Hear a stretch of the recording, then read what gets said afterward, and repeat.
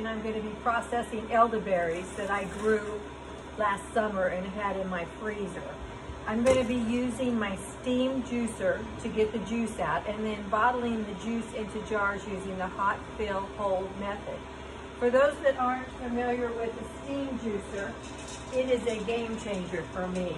It comes with 3 sections, the bottom that holds the water, and into that I also place marbles. The marbles make a sound that is like rattling against each other to let you know when the water is getting low, so you need to add more water so it doesn't boil dry. But you have the bottom where you add your water.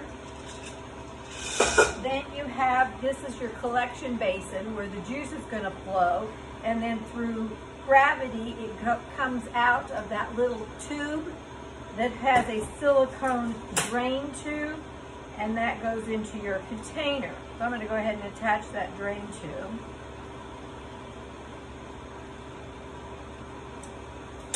And then on top of it is your like colander of sorts that sits and holds the fruit. So I'm going to fill my steam bottom with water.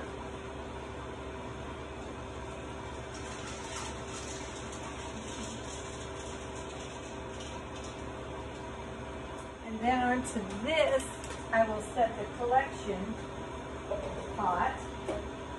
And you want to keep this drain tube away from the flame. So what I do is set a small table here and put my collection pot as it starts draining. And then into the colander, we're going to put our elderberries. So I have 6 pounds here of elderberries, which is what I do at a time. That'll give me about a dozen 8-ounce jars of juice. Just dump those into the pot.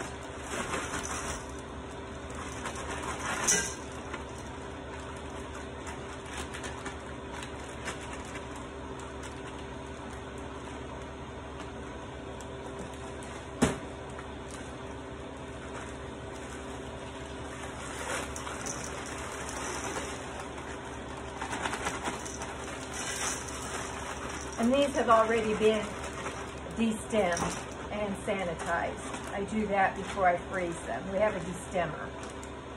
Okay, so I got my elderberries in the pot. It sets on the top section. And then all I have to do now is turn on the stove and get it cooking. It also comes with a lid. I'm getting really close to having my juice ready. I have 1 teaspoon of citric acid that I'm going to add to the pitcher here. This is a ½ teaspoon per quart to get the proper pH that I want. I tested my berries juice just a few minutes ago and I'm at 4.4, and I would really like to get it 4.0 or less. So I'm going to go ahead and add a teaspoon of citric acid to this pitcher that I'll be draining into to start with.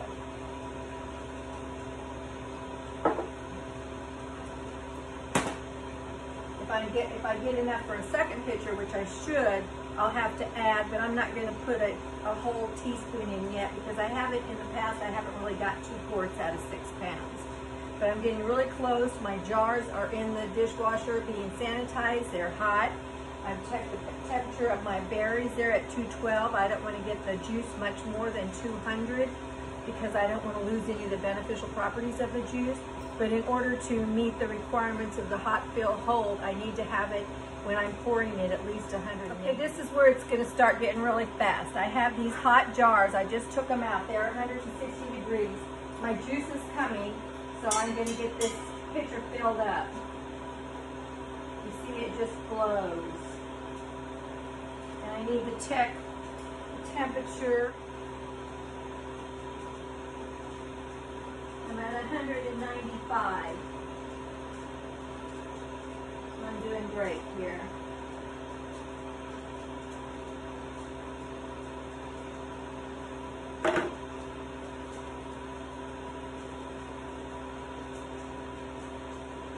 Stop that a minute and stir it and make sure that citric acid gets mixed in there good.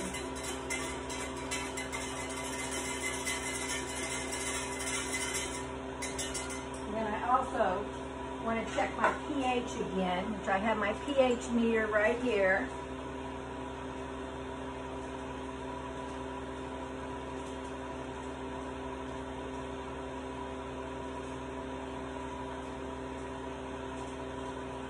And I'm at 3.9, so that's perfect.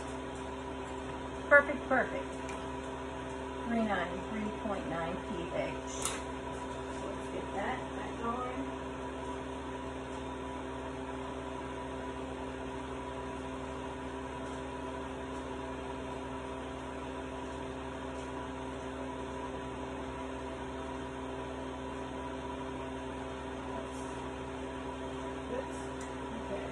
Didn't get that clamped. That went over there. And now I need to start pouring. And this is really, really hot.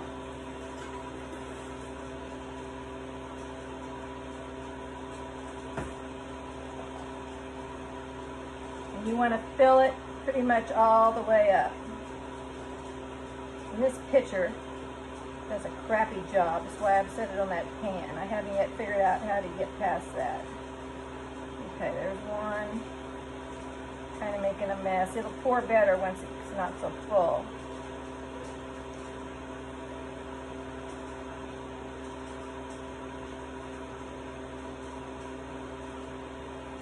Okay, I'm getting ahead of myself here because you don't want to let these jars get cool. So we need to cap. Put it on there snugly, lay it on its side. I got my timer set for 30 seconds and get that going. This one needs a little bit more.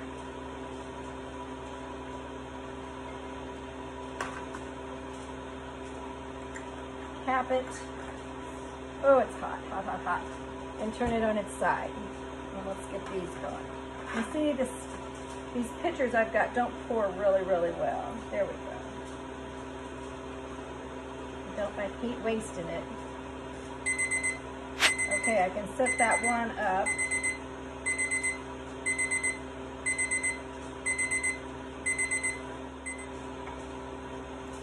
We're at 182. 181. Perfect. Perfect, perfect. Get this capped. You need to get within a ½ inch of the top.